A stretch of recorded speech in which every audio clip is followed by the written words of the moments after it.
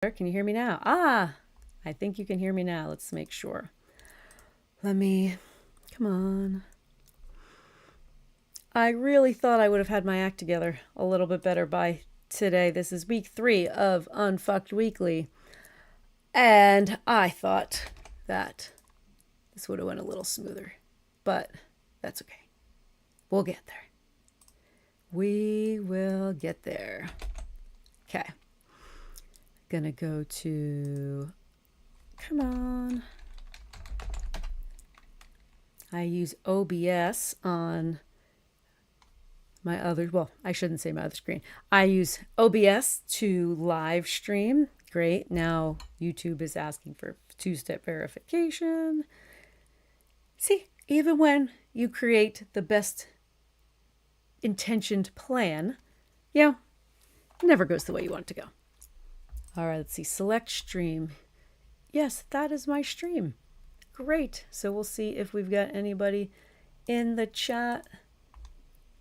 All right. I promise one of these weeks the intro won't suck and it'll be much more exciting. Well, I don't even have ClickUp up yet. Let's get ClickUp up. So the theme, I'll tell the story of the theme while I'm getting everything set up.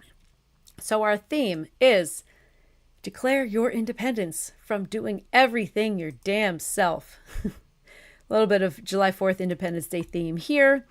And this is a major theme with business owners, with founders, with high-level leaders, that you do everything yourself because and nobody else can do it as good as you, because you end up having to fix mistakes. So you rather, and I've been guilty of this in work with my kids, of saying, just give it to me, I'll do it so I know it's done right. Right? We've all had that happen. It is very, very frustrating.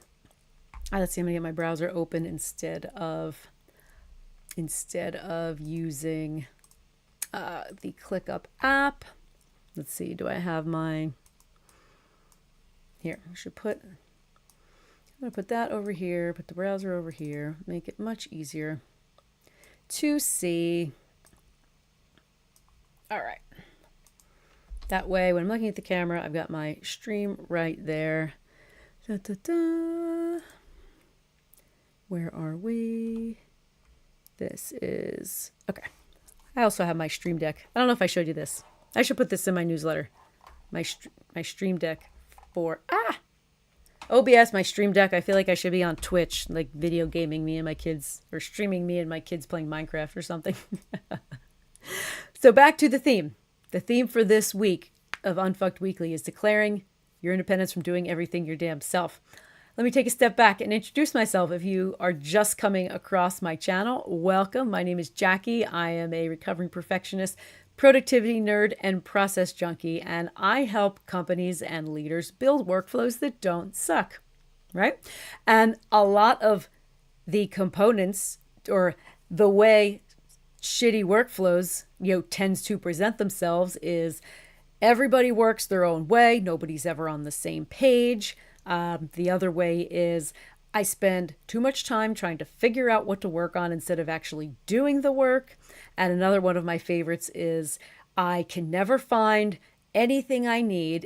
It could be in my email, it could be in Dropbox, it could be in Google Drive, it could be in somebody's personal cloud drive. So the decentralization of information. And all of those three things, so everyone works in their own way, ties back to standardizing the way you work, not knowing what to work on, chasing updates, that ties into having a project management system, and then your decentralization of information. So I love to work with companies to organize everything and create workflows that work. A new friend of mine, Jackson Elliott, I think that's his phrase, building workflows that work. So I build workflows that don't suck. So that's what the theme of today is how do we stop doing everything our damn self? So I'll remind you that there's a theme every week. Wednesday, my newsletter goes out. and there's a theme. And then on Thursday, we live stream and we talk about that theme. So yesterday in the newsletter, I told the story of me. It was a very personal newsletter about my realization of having standardized processes in the context of being a solopreneur. So my story was, or is, that in my career, it's been more years than I'd like to admit, I've worn almost every single hat. Well, I shouldn't say almost. I've worn a shitload of hats. I've been a salesperson. I've been the entire marketing department for North America for a global company. My dad and I ran a brewery. You'll hear about that all the time in stories. I had a temp job at one point where what did I do? It was for an insurance company when I called people to try to get them sign up for free stuff. While I was studying for my project management exam, I was director of operations. I was a professional services manager implementing ClickUp, and now here I am. And in my own world right now as a solopreneur, I didn't think I needed processes. Even though in my other roles, that is what I did. I helped the companies and the departments create standardization so work was easier. Right? This is how my brain works. But doing it for myself, I was very foolish and naive and said to myself, I got this shit. Like, I don't need a process for onboarding a new client. I don't need a process for doing my monthly accounting, which I hate with every bone in my body. But when doing that accounting took me 2 hours, which is what I talked about in the story, and I wanted to stab my eyes with like ice picks instead of doing accounting, that was my very first process I documented. And I documented every step I need to do, from going into the bank account and downloading statements and doing this and doing that and putting things here, and here's how my accounting software works. And the first time that I actually used that written process, it only took me 45 minutes. And that was the moment I said, I've spent so many years building processes for other people's work. Now I need to do this for me.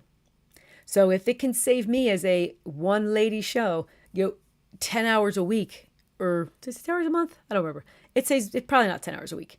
It saves me at least 10 hours a month. If you extrapolate that out to, I've got a team of 5, I've got a team of 10, I've got a team of 25. That's huge. I want to show you while we're piggybacking on that. Let's see. Let's get to my screen share. Live stream. Let's see. Slideshow? Nope, that's not what I wanted. That's not what I wanted. Okay.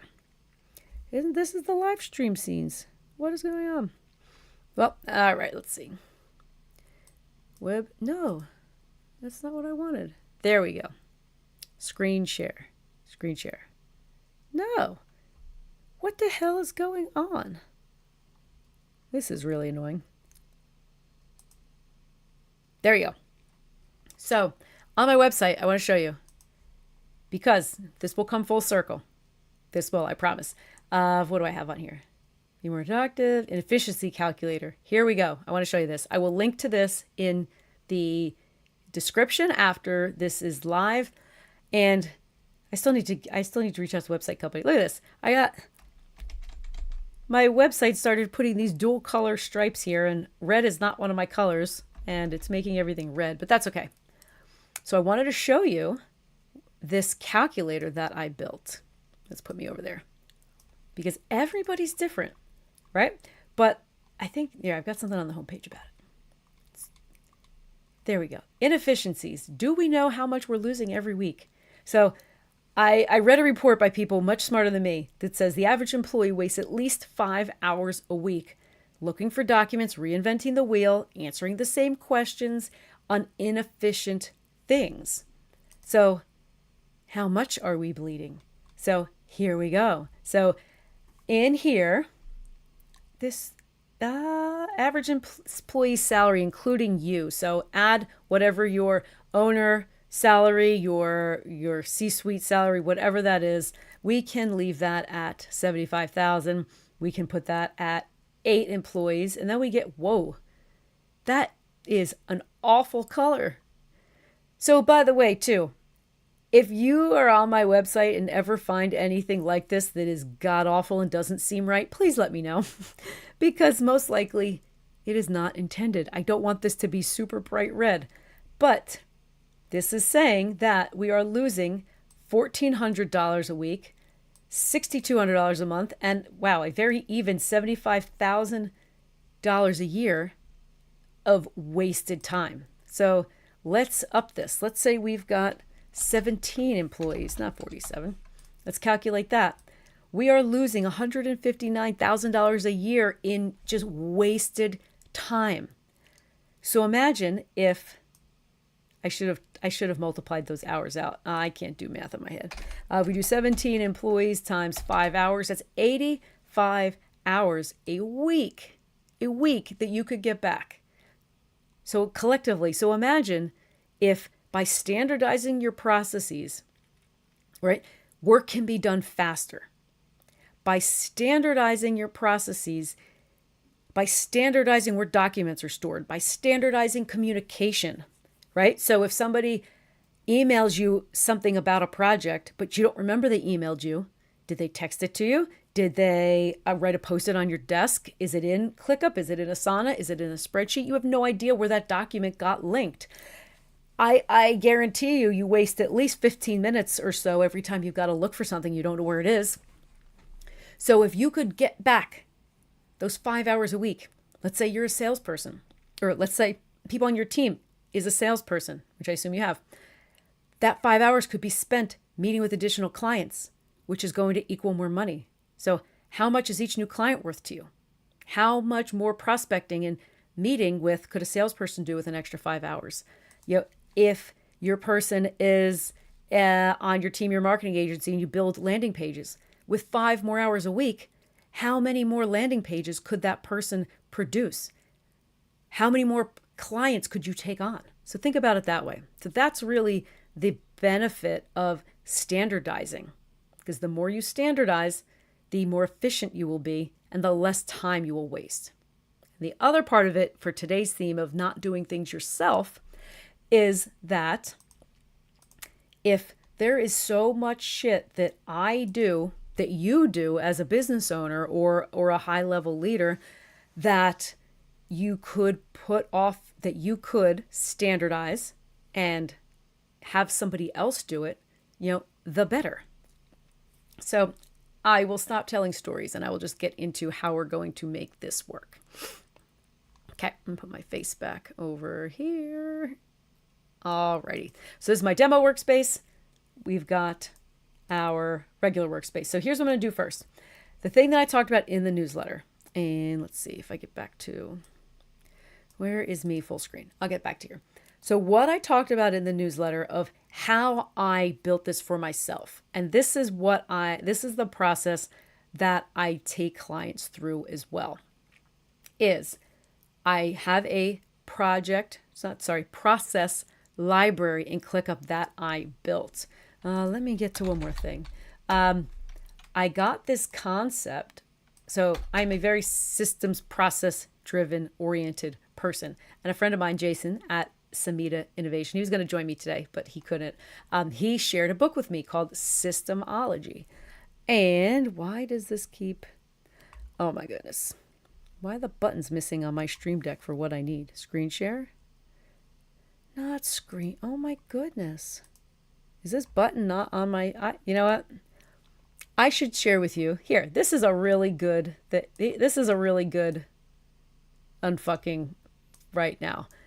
I'll show you my Stream Deck, which is awesome. So a Stream Deck, if you're not familiar with it, it has buttons on it that do different things. So for example, if I click the good morning button, right? If I click open and move all apps, it opens up every single app that I need for the day. It opens my browser, it opens email, it opens Slack, it opens Teams, because some clients I communicate with Teams. It opens, what else does it open? I don't remember.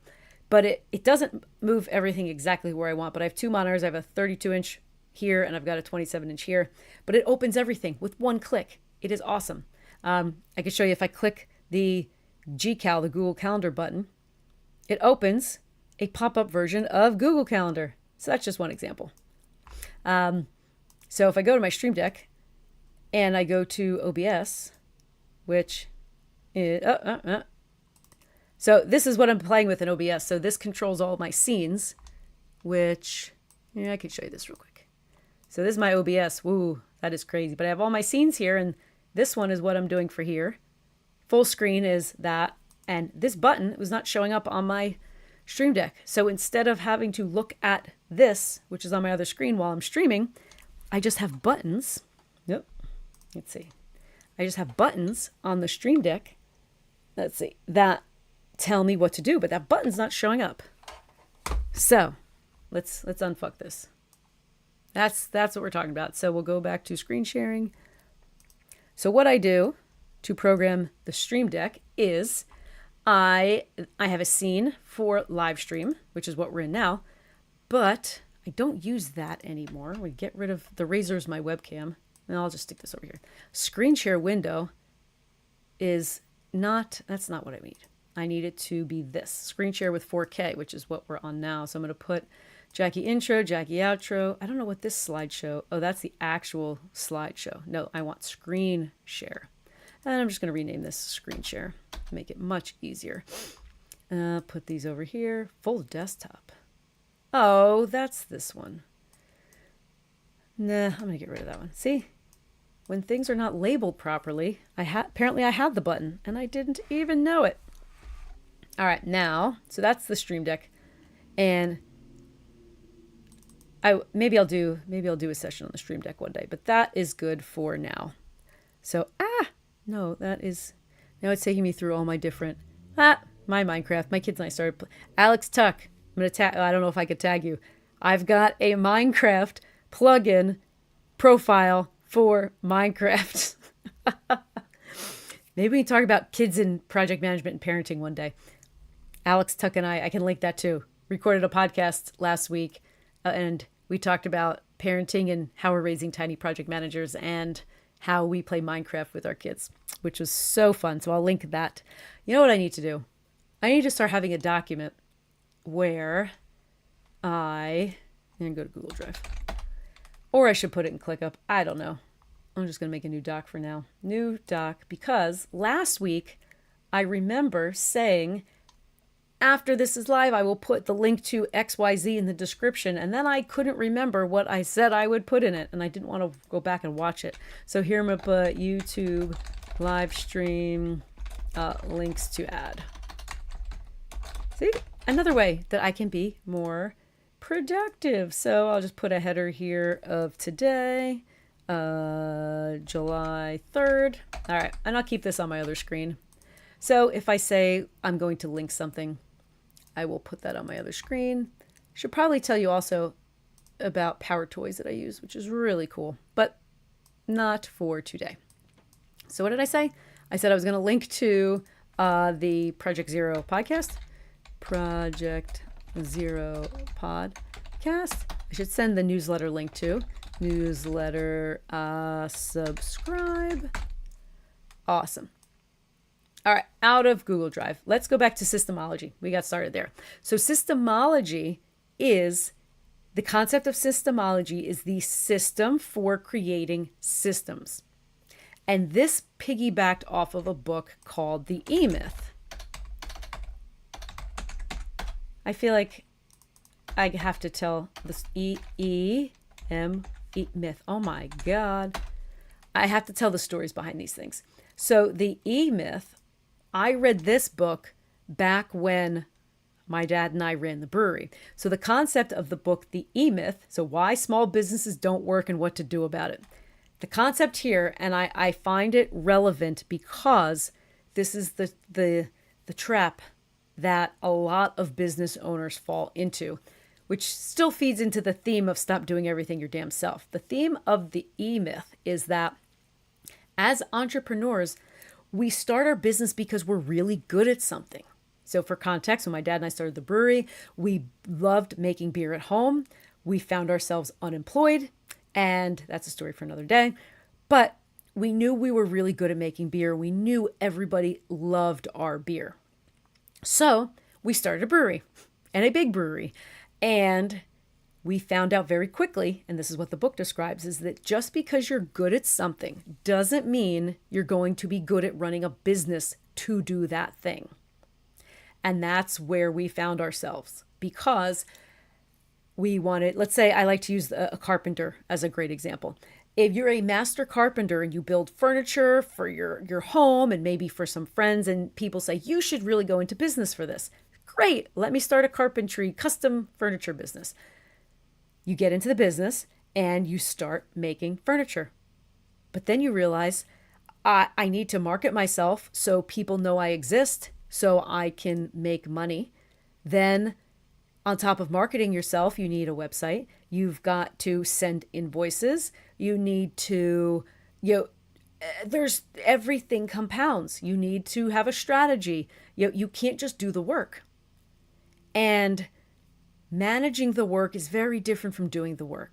And the E-Myth talks about that. It says, when you are an entrepreneur, you have to be, in the beginning, even if you have a partner, a co-founder, a small team, you're wearing a jillion hats. And more often than not, the entrepreneur has to fill 3 roles. They have to fill the doer role, which is if you have a carpentry business, you have to build the furniture and design the furniture and all that. You also have to be the manager, and the manager oversees the work.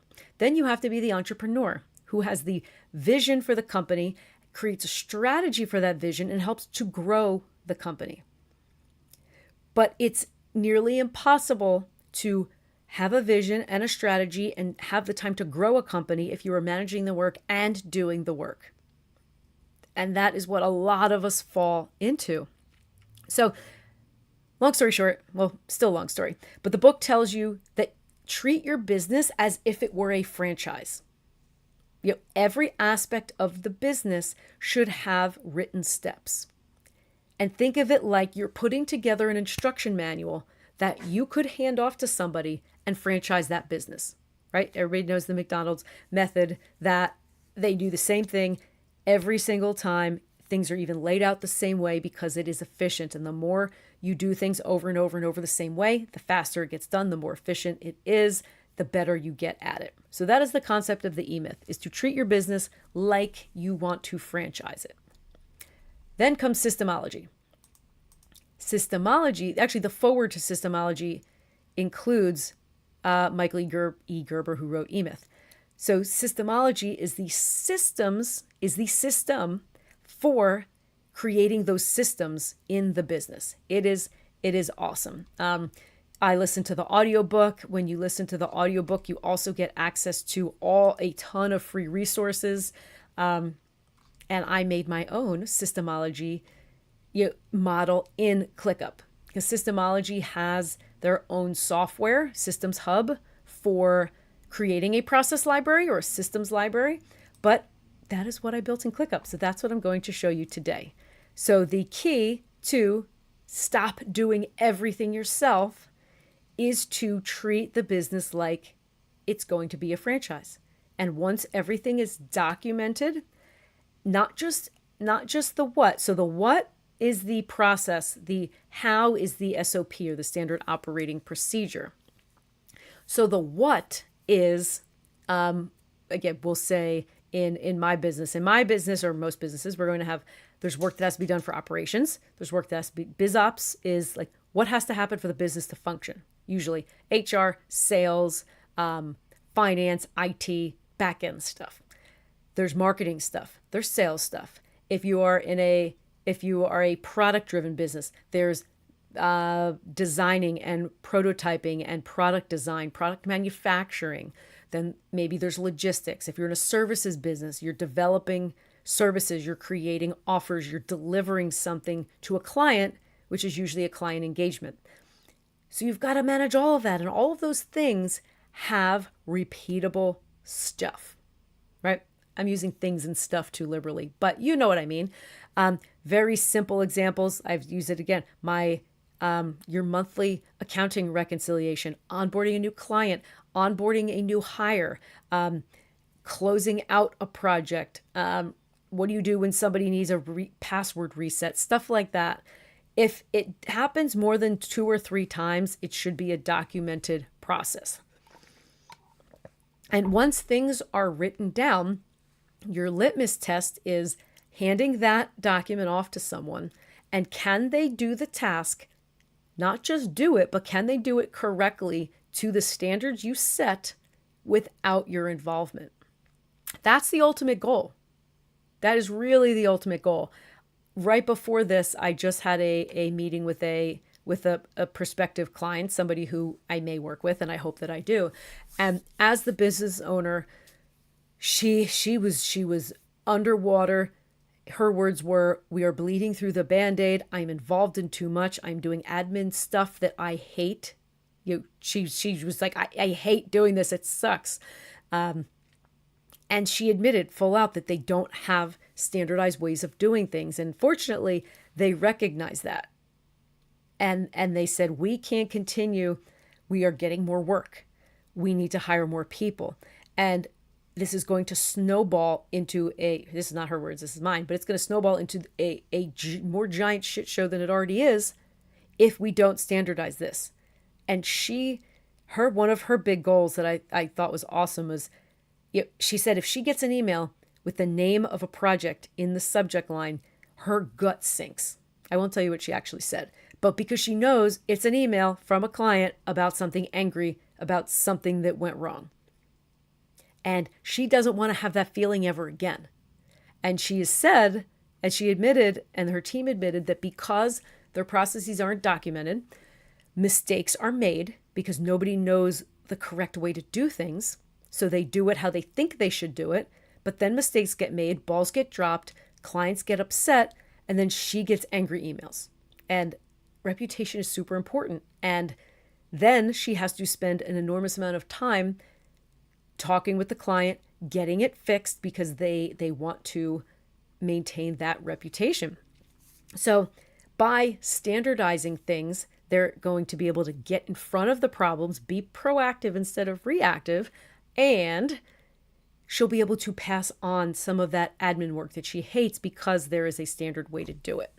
So I had a great conversation with them. I hope that we end up working together, but let's jump in. So there's a long-winded story, but I hope that was useful. So the first thing I want to show you is this is my real workspace. Oh, I did not share my screen. There we go. This is my real workspace. You have seen it, but I think somebody had asked me, how do you move things from one workspace to another? Technically you can't, but you can do it with a public template. So let me show you what I have here. Because in my line of work, I am constantly sharing things that I build in ClickUp with other people, clients, workspaces. I create templates that you can download.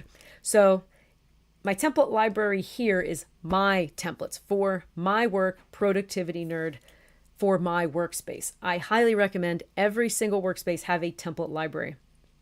And then I have, here you can see client project templates, but again, this is for me internally. My wiki, is where I have, that's my process library that I'm going to show you, but then I have client delivery. So here I've got, let's see, look at that. So my process library template. If you want the process library template, put a comment below and I will send you the project library. Oh no, that's a doc. Where's the process library? I can't read. I know I have it. Did I not make an index for it? This is client facing, config library index. Maybe it's here. Process library. There it is. Okay. I'm sorry. These are templates for when I'm working with a client. This is my configuration library. So if you want any of these things, 12-week year, Scrum Light, process library, party planning, a lot of these are on my website. Maybe I'll link. That's what I'll put on the notes. Link to free downloads page. I'll link to that. I got all sorts of cool stuff here. But the process library, so this is how I move things from one workspace to another. You have to create a public template. So this is my index. However, this is my process library. And I have to admit, you'll see some of these dates. A lot of these have not been updated, and I need to practice what I preach, and I need to be better at this. But this is what the project library looks like. And maybe I should have this up with ClickUp. wiki, config library, process library. Okay, I'll make this bigger. So this is what, at a high level, the process library looks like. And I gotta move my face again. Okay, so the process library is a catalog of my processes. Every process is a task, and the status is the system or the process is needed. It's under construction. An update is needed. It's in final review. It is up to date, or it's archived, meaning I don't need it. I have a link to the Google Doc because I keep all my documentation in Google Drive. The swim lane. So I want to know, what is this process for? And so these are my, see, create an email sequence. That system I do have. I don't know if it's written down. Well, it is kind of written down, but it's part of another workflow. See, day of prep for YouTube live stream. I'm pretty sure that is good, but this is what the process library looks like. I included, and you might be thinking, this is great, Jackie, but you just want me to sit here and list things that I need to make processes for. That sounds ridiculous, or that sounds too hard, and I don't even know where to start. So that is a great question. I'm going to go to Google Drive again. I put in the newsletter yesterday. Sign up for the newsletter. You'll get it if you sign up for the newsletter. I created a worksheet. I can at least show you. I created a worksheet of a brainstorm. Where the hell is it? Or is it just in? There it is. A productivity diagnostic and process brainstorm. So if you're not sure what to start with, you can go here and get the ClickUp the diagnostic, but here's the process brainstorm. Processes are what we do.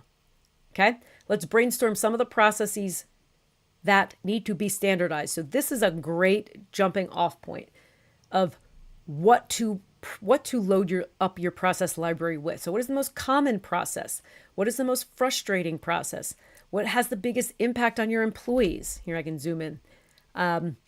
What is the most valuable process for leadership? What is the biggest client-facing process? So then rank these. If you were to standardize them, aka write them down and do them the same way every time, what would have the largest impact on the business and bring the greatest value to the company? Rank them. Put these 5 into your process library. And then what I recommend is scheduling a time block once a week to start documenting these things. Because I don't expect you to dump 20 different processes into here and then say, holy shit, this is overwhelming. I have no time for this. Because that's what I hear a lot is I don't have time to sit down and write this out. It is boring. I don't want to do it. I've got better things to do.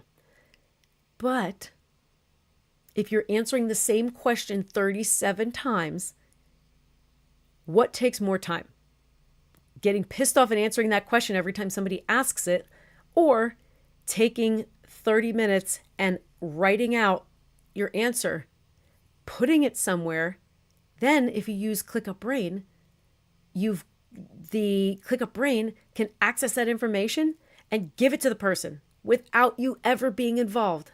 So 30 minutes of writing out a process could save you. I'm going to let you do the math and I'm going to let you have that aha moment, but just think about that. So now I'm going to show you how I get this into the new workspace. Alrighty. So I'm going to go back to my config library index, and I'm going to grab the public template. So let me show you too. You might be saying, well, that's great, Jackie, but how do I even know where the public template is? Good question. If I go to my template center, I'm going to go to process library.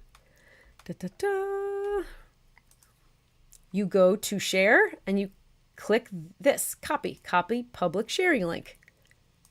So that is what I put here. So the link in this column is the link in ClickUp to where the process library lives. This lives in my configuration library space, which is hidden somewhere. Is it? Config library. There we go. So in my config library is a lot of the things that I share with you guys. So this is the template, which has, I took out the Google links or the Google Drive links. I just put in some random stuff. So let's pop this into, let's go back to my wiki, my library. I'm going to get that again, process library, copy. Cool. Now I'm going to go to my, and then what you do is you just paste that URL. It doesn't even matter where. I could open a new tab, paste that URL. And this is how you get any of the public templates that I have shared. So now you pick where you want. I'm going to put it in my demo space. I'm going to call it process library. I need to pick a space. I'll put it in operations for right now. Use template. So now that's going to load. And if it doesn't load, or if these wheels spin forever, like this little wheel, if that spins forever, give it a minute. And YouTube is not, what happened? YouTube is not what? Oh no, YouTube is not receiving enough data, and I didn't record this ahead of time. Oh no. Oh, okay, we are live again. But are we actually live? I don't know. Huh.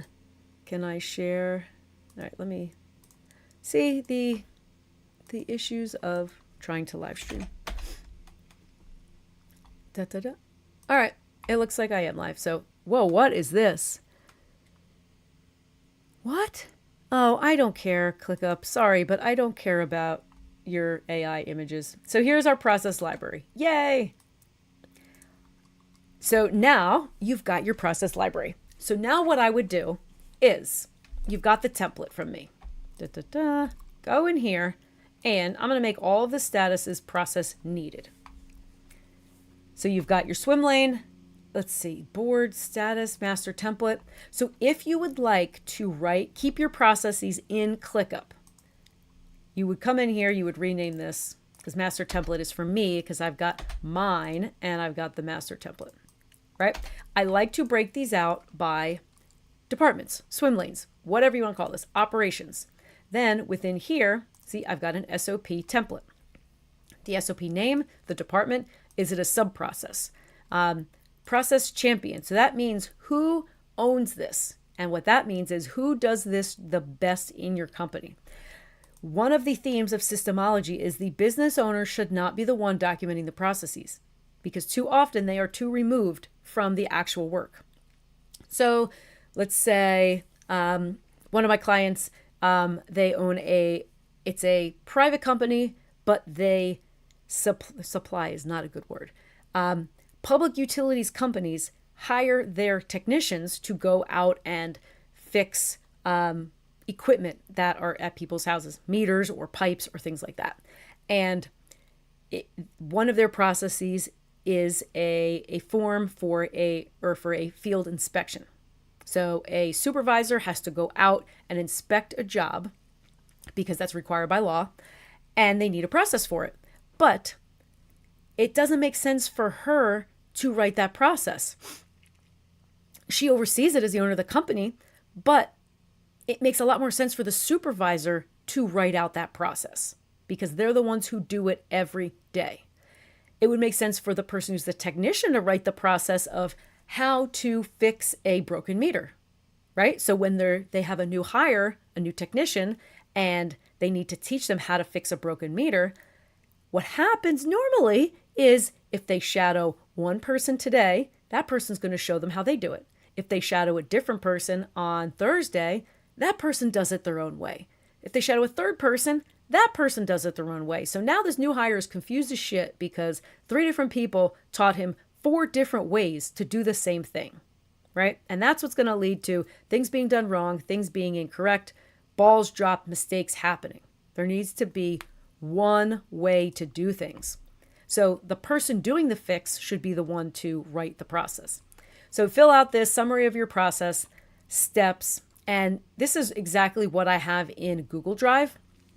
I just like it in Google Drive instead of here, but you can create subpages. So what I would do is I would duplicate this, put it under operations, and then I would rename this monthly accounting. All right.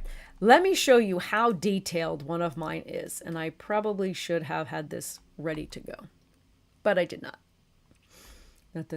So in my start is all processes. So this is how I have mine laid out. And initially I really liked it when Google Docs had the ability to have tabs on the side. But the only thing is I link to these in ClickUp and it links to the first tab. Even though you could see up here the URL is unique for each one, it doesn't link to that, which I don't know if it's user error or not. But this is what mine looks like. Like here, day of live, a workshop for Zoom. Where's my YouTube one? Day of YouTube live stream, what we're doing right now. So I know it's been updated since then, so that's really my bad. But Stream Deck multi-action button, hit that. Go to the Stream Deck, same thing. Well, here I have what is needed for this process. So it's another good thing to have. Go to YouTube, find the live stream. I have URLs to things as well. Click, I have screenshots. Go to OBS, open YouTube live stream, hit scenes. Like I literally step by step, because when I was new to live streaming, this would take me 15 minutes to figure out what to do every time. So one time I sat down and it took me forever, but I went through step by step and wrote down every step and then had screenshots. So that way I'm pretty confident that if I were to hand these instructions to somebody at my computer with all my software, they could do this. I'm very, very confident in that. So that's what that looks like. Make a new landing page with a form. I gotta, this is one that was a shit storm to put together. So I use HubSpot when I have a landing page, but a free download or a landing page with a form usually includes having a free download. I've got to make the landing page. I have to have the form. I've got to have an email sequence. So there's way more than just a form. So here, we're going to create a new list in HubSpot. We're going to write an automated email. We're going to create a new form. We're going to create a pop-up CTA. We're going to create a payment link if it's applicable. We're going to create the landing page. All of these things, though, have to happen first. And believe me, this took me a long time to document because I knew what I had to do. I just didn't know the right order of it. And after I did it enough times, it made so much sense to do it in this particular order, because I would make the landing page first. That's what I did initially. But then when I went to put the form in, I didn't have the form. Then when I meant to make the form, the end of the form says, well, do you want an email to go out after somebody submits the form? And I went, well, shit, yes. So now let me make the email. And then I thought, well, I want everybody who fills out the form to go into a list of people who are interested in this thing. So then if I create a new thing that's like that, I've got a list of people that I could say, hey, you were interested in this before. Would you like my new thing? Right? But I did it completely ass backwards. So then I rewrote my process next time to reflect the right way. And I feel like somebody looking at this for the first time would say, well, these steps seem backwards. Yeah, but until you do it. So that's why the person doing the work needs to be the one writing the process. And this changes all the time. Like HubSpot recently changed their pop-up CTAs. Or I learned that, if I zoom in on this, like I can't zoom in on that. Maybe I don't want a big ass form on my landing page. I just want a button, and a button could pop up a form. But when I learned that, I rewrote the process, right? And then where's my accounting one? This one. Oh my Lord, I hate this. So I also have this. The system is used by the blank department to blank. It begins with this and is complete when, right? Your definition of done is so important. Because the other thing is, if I hand this off, if I want somebody to do my monthly accounting, right? And they come back to me and they say, I give it off to a bookkeeper and they say, Jackie, I did it. Great, awesome. But then I go check and there's so much shit missing, right? If I don't outline the steps and if I don't say what done means, then I could say to them, hey, did you follow the process? They could, if they said yes, I could say, okay, did anything in the process not make sense? Or was anything not clear? Because that happens a lot of times too. A lot of times our instructions are not clear enough for people to follow them. And it's not always the fault of the person doing the work. I just sort of beep in my ears. I don't know what's going on. A lot of times it's not the fault of the person. I shouldn't say a lot. Sometimes it's not the fault of the person doing the work. They're doing the work with the instructions that they were given. So always go to this with an open mind. Do not blame. Do not, do not say, why don't they understand what they're doing? Like, I told them what to do. Well, did you give them the wrong instructions? Right? This is the real life version of AI prompting. All right. I'm going full screen for this. This is the I got really dim here. This is the real life version of AI prompting. A lot of times we get pissed that we tell, ChatGPT to do something and it doesn't give us what we want because we weren't explicit enough with our instructions. People work the same way. And I know sometimes it's frustrating to say, well, do I really have to tell them every damn thing to do? Yes. I've noticed this with my kids as well. If I tell them, go clean your room, they say, Mommy, I cleaned my room. Great. I go upstairs and I check the room. I'm like, what the fuck? Like, there's shit everywhere. They're like, well, Mommy, I cleaned it. Okay, well, did I define for them what a clean room means? And I've made checklists for them, right? So this system even applies to little tiny humans, little tiny project managers. So I always like to think with that mindset of, if I was explaining this to my 6 and 7-year-old, are the instructions detailed enough? So for their bedroom, as an example, I said, for me to check this off and consider it clean, all your clothes have to, dirty clothes in the hamper, clean clothes in your drawer, toys have to be put away and not just shoved into a pile somewhere. They have to go where they go. Stuffed animals, back in the net. Tidy up your desk. Put Legos where Legos go. So all definitions of done. That way, when I go and check if it's done, I can look through the list and say, okay, you did that, you did that, you did that. Oops, that's missing. Were the instructions not clear enough, or did you just not do it?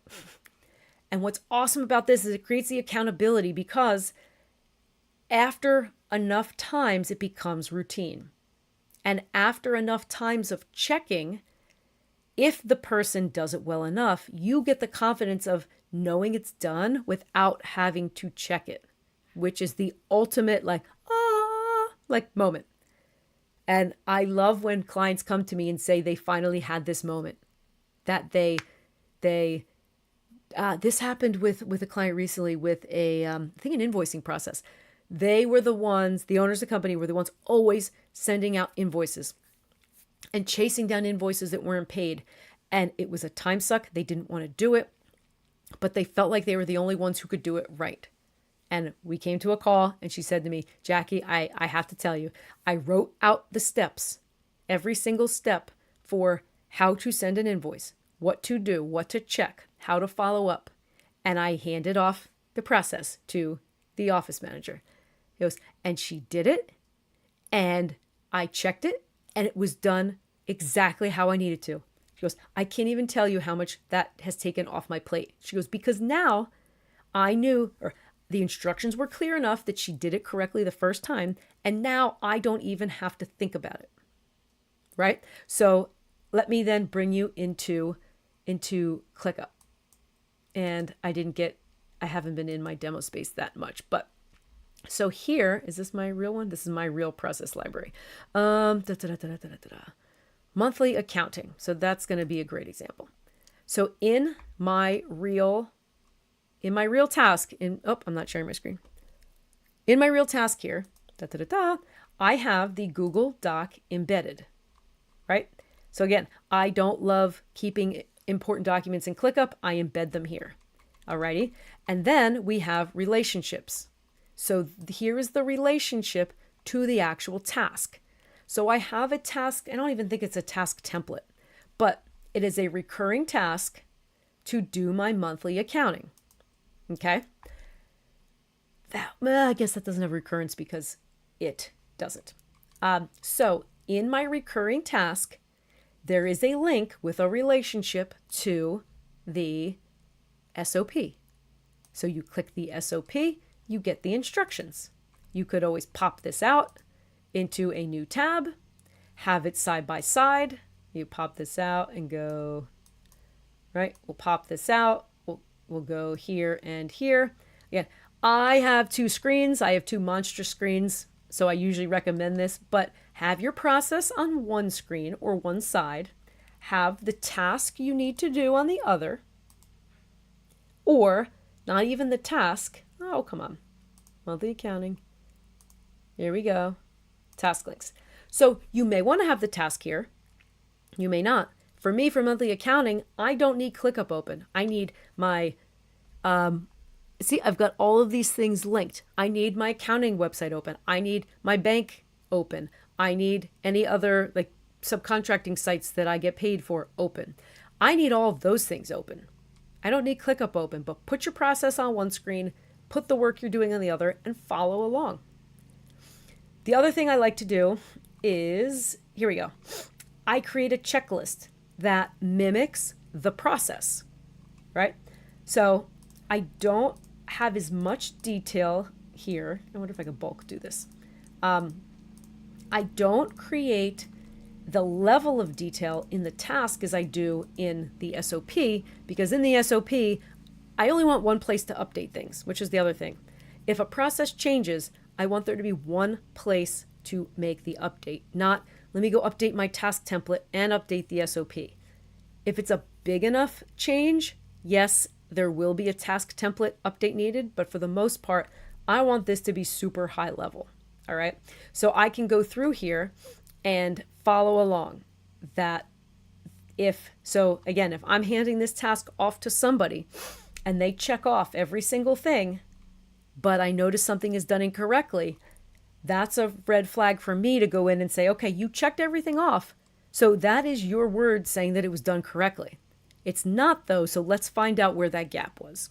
Okay, so it's good to be humble about this. So that is that also. And I do have task templates where, a monthly reconciliation, like that happens in one sitting. So a checklist is good. But if it is a project, like if I need to create a new freebie download, right? That's a much longer project. Oh, look at all this what stuff I got open, right? That is a multi-step project that I need to create the, here, let me show you accounting process. Where's ClickUp? Okay. That is a great example. I can show you actually. Scrum. It's probably, so this was my list for the 3-day challenge that I ran. Let's see. Is everything? Here we go. So this is a little messy, but there were phases. I had to map things out. I had to write the promo copy. I had to develop the actual content for the, let's see. Oh, this is very out of order. I had this in phases, can I collapse this and show everything? So I had to do planning. I had to actually create the material for the challenge, right? So I had to plan out the sessions. I had to do my run of show. I had to create the slides. I had to create the workbook. I had to draft, all sorts of things. Then I had to create the marketing funnel. So I had to create all the email reminders. I had to create a survey. I wanted to schedule all my follow-up emails. Then I had prep for the day before we were going live. All of this stuff. So in this case, if the process changes, I need to change my template and I need to change the process in Google Drive. Because these are things that we need to mark as to do in progress done.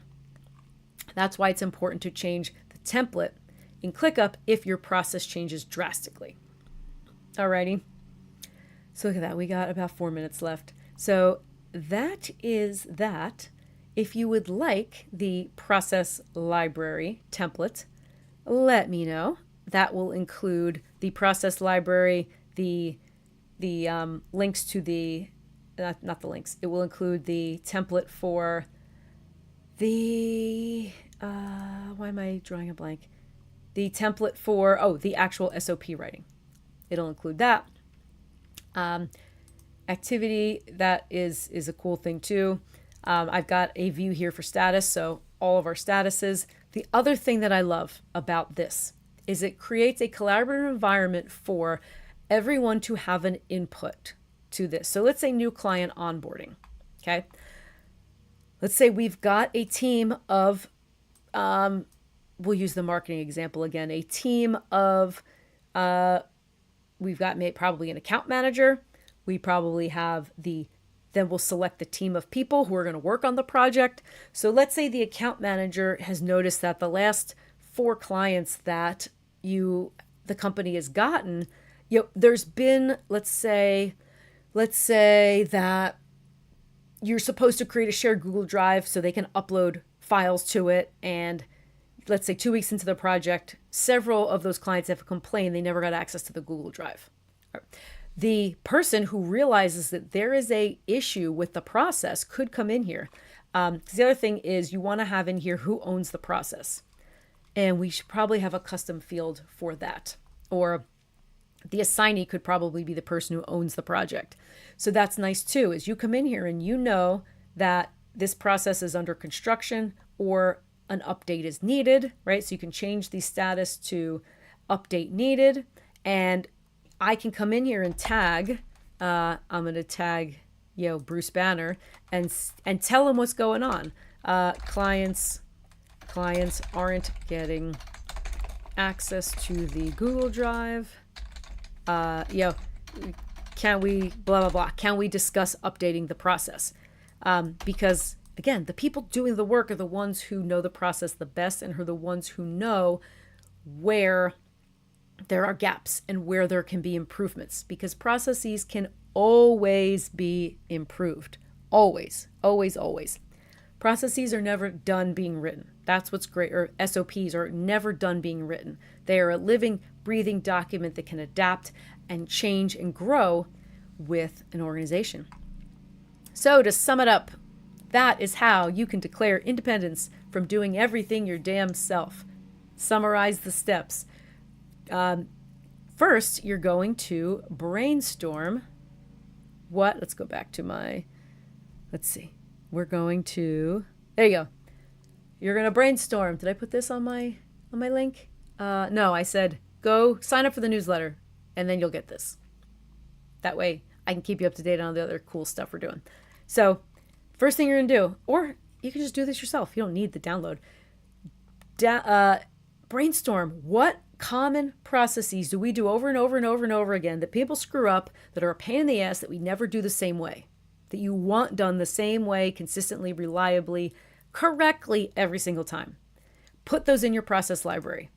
Okay, I will include the link to the process library in the description, right? Free downloads page. Actually, I don't have a landing page for this yet. See? Things that I think of. I have a template for this, but I don't have a landing page yet for you to be able to download it. If enough people want it, I will do that. So if you want the process library, shoot it to me, because I want to know who you are. I want to say, hey, I want to know what you're going through. I want to know if any of this resonates with you. So put the comment in the comments if you would like the process library. So, and I've had this on the marketing page and that has no relevance to, where the hell is there you go, process library. So put it in your process library, put an hour on your calendar every week to time block to start documenting the processes in order. So you can use the priority flag, use the priority flag. Do I not have it? Priority flag. Use the priority flag to indicate the order of which to do these. Super simple. So we are organizing, we are prioritizing, and we are making it very clear what we're going to do. And then we are going to carve out time to work on each of these. All right. So identify the processes you want to standardize, put them in your library, and then one at a time, start standardizing them. And then decide, what do you want to get off your plate first? And do a test. Give that process to someone and say, go do this, and see if they can do it without your input. And if they can, that is awesome, right? You have now taken one thing off your plate that you don't have to do. And that's going to be really exciting. And you're going to want to be like, ooh, okay, look at all this free time I have now that I'm not sending out invoices, now that I'm not chasing people for payments, now that I'm not setting up every new client, I can have my account managers do that. So I hope that this has given you some insight, some ideas into how you could be more productive, how processes are not bureaucracy. So I know I hear that all the time. We're too small of a business. We don't need processes. It's red tape. It's bureaucracy. Like we don't want to make people do things a certain way. Well, what is that inconsistency causing you? Whether it's lost money, angry clients, stress and frustration, there's a lot that could feed into this. So I hope that this has made the idea of standardizing processes seem more doable to you. Because again, if I can benefit from these as a team of one, you as a team of 3, 5, 10, 15, 30, 50, this is going to take time. This is not an overnight success, but break it into small chunks and do it one at a time. And you will start to see a huge, huge difference. So thank you for joining me on week 3 of Unfcked Live. My name is Jackie. Subscribe to the channel. That way you'll get notifications every Thursday when we go live if we update any new videos. So I will link to the Project Zero podcast, get you the newsletter subscription, and the free downloads page. Have a great July 4th weekend if you are in the US. If you're not, have a burger, have a beer anyway. And as always, I hope this has helped you to be more productive. I'll see you next week.